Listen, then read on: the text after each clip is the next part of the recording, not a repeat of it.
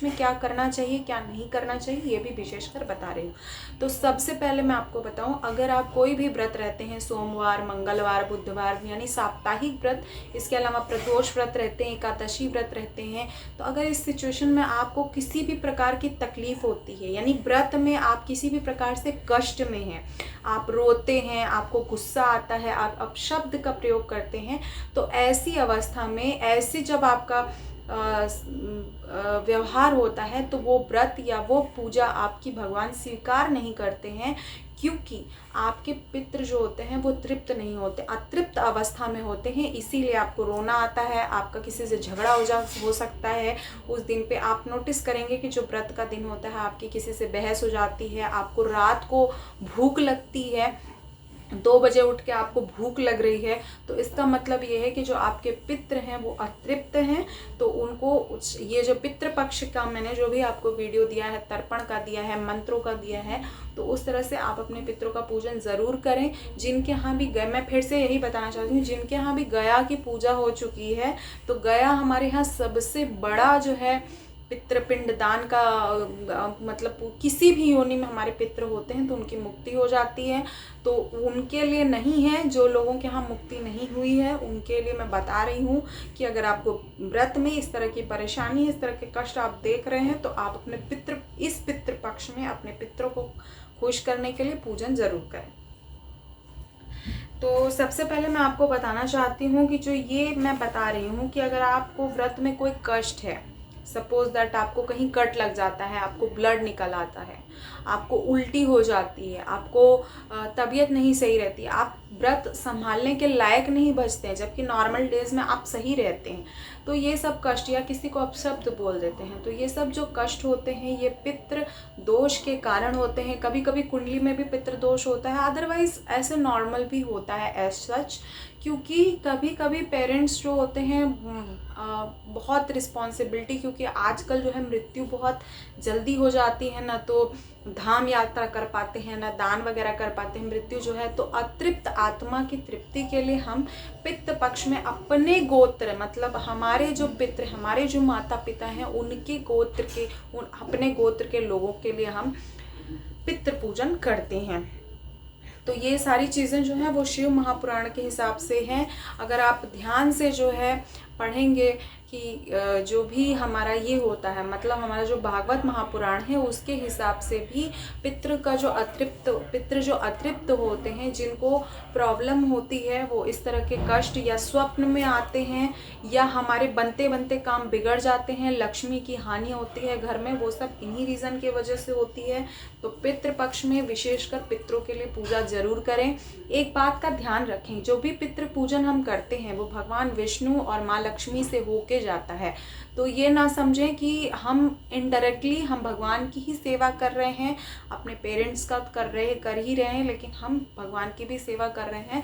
तो ये विशेष जो है पर्व, एक पर्व तरह का है कि हम क्योंकि हमारा कर्ज है, मात्र ऋण कहा जाता है, ऋषि ऋण कहा जाता है। ऋषि ऋण कैसे है? ऋषि ऋण इस तरह से है क्योंकि भागवत महापुराण के हिसाब से जो भी पुराण लिखे गए हैं वो ऋषियों का हमारे ऊपर ऋण है। जो पूर्वज है हमारे, जिन्होंने शरीर दिया, हमें सब कुछ, हमें इस लायक बनाया आज, तो वो हमारे पूर्वजों का ऋण हो गया। तो ये सारे ऋण से मुक्ति के लिए हमें भागवत पुराण का, महापुराण का श्रवण जरूर करना चाहिए। आप जितना भी हो सके आप श्रवण जरूर करें, और अगर आपके हाथ में हो तो आप भागवत महापुराण को मतलब पंडित से बचवाया जाता है पूरा पिंड वगैरह बैठा के, तो आप वो भी करें, बहुत श्रेयकर होता है। हमारे दादा लोग कहते थे कि जो भागवत पुराण को बैठाया जाता है, जो पूजा की जाती है, जो 7 दिन का साप्ताहिक पूरा होता है, उन सब में ये बहुत ही फलदायक होता है। किसी भी योनि में मनुष्य हो उसको मुक्ति मिल जाती है। तो भागवत महापुराण का अगर आप मतलब बैठवा नहीं सकते तो आप श्रवण जरूर करें, और मतलब उसको श्रवण करें और बांटे भी लोगों में। भागवत महापुराण के बहुत महिमा है, जैसे एकादशी पे भी बांटा जाता है, तो आप इस तरह से पितृ पक्ष में भी बांट सकते हैं। अब मैं आपको बताऊंगी कि जो ये पितृ पूजन होता है, यानी जो पितृ पक्ष होता है, उसमें क्या करना चाहिए, क्या नहीं करना चाहिए। इसमें मैंने आपको कुछ चीज़ें ये भी बताया कि आपको कैसे पता चलेगा कि आपके पितृ जो हैं अतृप्त हैं बिल्कुल। और अब मैं बता रही हूँ क्या करना चाहिए और क्या नहीं करना चाहिए। तो पितृ पक्ष में सबसे पहले तो कोई भी शुभ मांगलिक कार्य नहीं होते, गृह प्रवेश, मुंडन चुंडन कुछ भी नहीं होता है। कोई भी नया काम आपको पितृ पक्ष में नहीं करना चाहिए। दूसरा जो है, आपको कभी भी आपको बासी भोजन नहीं करना चाहिए और ना ही किसी को कराना चाहिए। तो बासी भोजन में, क्योंकि वो माना जाता है कि वो पितृ ले गए हैं, क्योंकि हमारे यहाँ जैसे दादी लोग आटा वगैरह सानते थे, उसमें उंगली लगाती थी ताकि वो पितृ अपना भोजन उसे ना समझें। ठीक है, तो आप जब भी पितरों को भोजन दें उसमें काले तिल का प्रयोग जरूर करें, क्योंकि वो काला तिल पितरों के जो भोजन होता है हमारा, उसमें उसकी रक्षा करता है पितरों पिशाचों से, और पितरों को, हमारे पितरों को मिलता है। और तुलसी डाल देंगे तो वो तो और अच्छा है। तो जब भी भोजन पे भोग लगाए पितरों को, उसमें तुलसी और काले तिल का प्रयोग जरूर करें। दूसरा चीज़ जो बताऊँ, चने का सेवन नहीं वर्जित माना जाता है पितृपक्ष में। जैसे अंडा, मांस, मछली है, वो आप चने का सेवन ना करें। और कोई भी काली चीज़ का सेवन, जैसे काला तिल वगैरह हो गया, जो पूजा करता है वो सेवन कर सकता है, क्योंकि वो जो खाता है, जैसे पत्ते पे खाया जाता है, ठीक है, तो पत्ते पे पलास के पत्ता हो गया, या जो हमारे यहाँ केले का पत्ता माना जाता है, केले के पत्ते पे पिंड वगैरह भी होता है, हरिद्वार अगर आप देखेंगे तो उसमें जो खाया जाता है, जो परोसा जाता है, वो जो है पितरों को डायरेक्टली मिलता है। लेकिन जो भी इस तरह से परोसा जाता है लोहे के पात्र वगैरह में, या उस तरह से जो जैसे फाइबर वगैरह हो गया, फाइबर में भी आप कर सकते हैं, क्योंकि वो भी एक तरह से पत्ते कागज़ में उसमें है, तो मेट्रो सिटीज़ में उतना तो नहीं मिल पाता, लेकिन जो भी मिलता अगर आप चाहें तो कर सकते हैं। तो इस तरह से बासी भोजन नहीं करना चाहिए। मसूर दाल का सेवन नहीं, काली चीज़ जैसे काला नमक हो गया और काला मरीच हो गया, मसूर दाल हो गया, चना हो गया, इसका सेवन ना करें। बेसन का आप कर सकते हैं, जैसे कढ़ी नहीं बनाना चाहिए। लोहे की कढ़ाई में, जैसे नवरात्रि में लोहे की कढ़ाई का विशेष वो होता है कि लोहे की कढ़ाई चढ़ती नहीं है 9 दिन पूरा, जितने भी दिन नवरात्र चलता है उस टाइम पूड़ी छान के नहीं खाया जाता है, कुछ विशेष सावधानी बरती जाती है। वैसे ही पितृपक्ष में हम लोग काली चीज़ों का सेवन नहीं करेंगे। जैसे काला तिल हो गया, मतलब जो तर्पण करता है वो खा सकता है, और लोगों को नहीं करना चाहिए। ब्राह्मणों का भोजन कराएं तो काला तिल जरूर डालें। तो काला तिल जो है वो, उसके अलावा जो है आप काली मसूर, चने की दाल और काला नमक, ये सब का आप सेवन नहीं करेंगे। उसके अलावा जो भी आप भोजन ब्राह्मणों को कराएंगे या जो पितरों को अर्पित करेंगे, वो कच्चा खाना नहीं होना चाहिए, पक्का खाना होना चाहिए। कच्चा खाने का मतलब जैसे दाल चावल रोटी सब्जी, हमारे यहाँ पक्का खाना मतलब पूड़ी हो गया, अब पूड़ी हो गया, हलवा हो गया, और जो भिन्न प्रकार के खीर वगैरह हो गया, तो वो आप पितरों को चढ़ा सकते हैं, ब्राह्मणों को खिला सकते हैं और खुद भी खा सकते हैं। डायरेक्ट दूध का भी सेवन नहीं करना चाहिए। जैसे हमारे यहाँ पर पितृपक्ष में दूध जो है सिर्फ रोगी को दिया जाता था, जैसे कोई बीमार है जो खा नहीं पा रहा है, बच्चे हैं, उनको दूध दिया जाता था, लेकिन वैसे दूध नहीं दिया जाता। जो नॉर्मल लोग हैं, दूध का डायरेक्ट सेवन नहीं करना चाहिए। आप दूध से बनी चीज़ों को खा सकते हैं, जैसे खीर, खोआ वगैरह आप खा सकते हैं, बट वैसी चीज़ आप नहीं खा सकते। जो भी पितरों को पसंद, जैसे माता मह नवमी जो मैंने आपको बताया 30 सितंबर 2021 को पड़ेगा, उसमें आप इस बात का ध्यान जरूर रखें कि माता मह नवमी, जैसे हमारे यहाँ दल भरी पूड़ी बनती है, चना दाल विशेषकर मैं वर्जित इसीलिए बता रही हूँ कि नवमी के दिन जो भी माता मह नवमी होती है, माता मह श्राद्ध होते, बहुत से लोग व्रत रखते हैं, तो वो इसी क्योंकि चने दाल की पूड़ी बनाई जाती है, वो माता, जो भी माता होती हैं, दादी होती हैं, उनको दिया जाता है, और उसके साथ खीर और कोहड़े की सब्जी बनती है। तो इस तरह से भगवान को, मतलब पितरों को चढ़ाया जाता है, और वो भगवान को भी, हमारे जो भी विष्णु भगवान को विशेषकर कान्हा जी को अर्पित की जाती है। उसके बाद जो है पितरों को चढ़ाया जाता है और पितरों को दिया भी जाता है। और ये चीज़ें जो होती हैं, जो भी हम चढ़ाते हैं, फिर वो जो है मंदिर में जाके गाय को दान कर देते हैं, मतलब गाय को खिलाते हैं, कौवे को खिलाते हैं, कुत्ते को खिलाते हैं।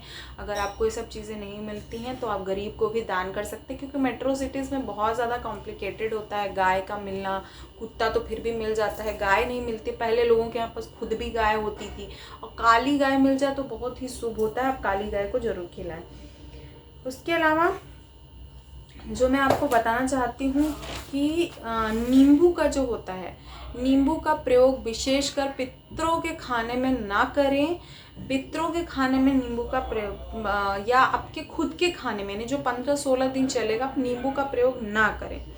सफ़ेद मिठाई, दूध, ये सब चीज़ें जो है अवॉइड करें, मोस्टली चीज़ें अवॉइड करें। इन चीज़ों का दान कर सकते हैं आप, लेकिन किसी से ले नहीं। फॉर एग्ज़ाम्पल, अगर कोई हमें खाने पे बुलाए तो पितृपक्ष में बिल्कुल नहीं जाना चाहिए। जैसे कि स्पेशली जिनकी नई शादी हुई है उनको भी बिल्कुल नहीं जाना चाहिए पितृपक्ष में। पितृपक्ष में गाय के दूध का सेवन नहीं करना चाहिए। अगर गाय का दूध का सेवन कर रहे हैं तो आप खीर बना के कर सकते हैं, उसको थोड़ा कंडेंस करके उसमें कुछ डाल के आप तब कर सकते हैं। इसके अलावा जो माता में नवमी होती है उससे पहले तो खीर बनाना भी नहीं चाहिए, यानी माता में नवमी यानी 30 सितंबर के बाद आप खीर वगैरह बना सकते हैं। हाँ, लेकिन क्योंकि हमारे यहाँ पे जूतिया पूजन भी होता है, तो जो जूतिया पूजन होता है उनके लिए अगर आप करना चाहें तो आप ज़रूर विशेष पूजन में आप करना, अगर आपके यहाँ होता है तो आप करें।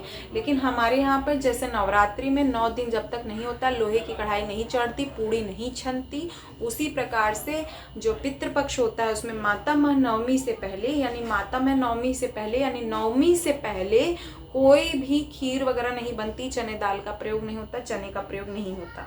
ठीक है।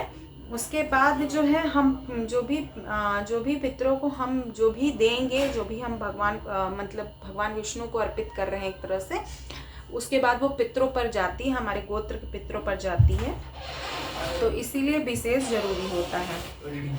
इसके अलावा ना तो दूसरों के घर जाए पितृपक्ष में, और ना ही दूसरों को यहाँ पे खाना खाएं। आप अपने यहाँ बुला सकते हैं, अपने यहाँ खिला सकते हैं, लेकिन दूसरों के यहाँ ना तो जाएं और ना ही खाना खिलाएं। तो ये कुछ विशेष सावधानियाँ भी थी। इसके अलावा पितृपक्ष में क्या करना चाहिए, क्या नहीं करना चाहिए, मैंने ये भी बताया। क्या खाना चाहिए, क्या नहीं खाना चाहिए, ये भी बताया। तो आई होप ये वीडियो आपके लिए इन्फॉर्मेटिव होगा। अगर इन्फॉर्मेटिव है तो वीडियो को लाइक ज़रूर कीजिएगा, शेयर ज़रूर कीजिएगा, और चैनल पे पहली बार आए तो चैनल को सब्सक्राइब और बेल बटन बनाए बिना बिल्कुल मत जाएगा। जो बेल बटन आप नहीं बजाते हैं उसकी वजह से आपको हमारी वीडियोज़ नहीं मिल पाती है और आप हमारी वीडियोज़ को ऑब्जर्व मतलब देख नहीं पाते हैं। तो आप सबसे पहले बेल बटन ज़रूर दबाएं, उसकी वजह से हमारे आने वाली सारी वीडियोज़ के नोटिफिकेशन आपको पहली बार मिल जाएंगे। तो तब तक के लिए नमस्कार।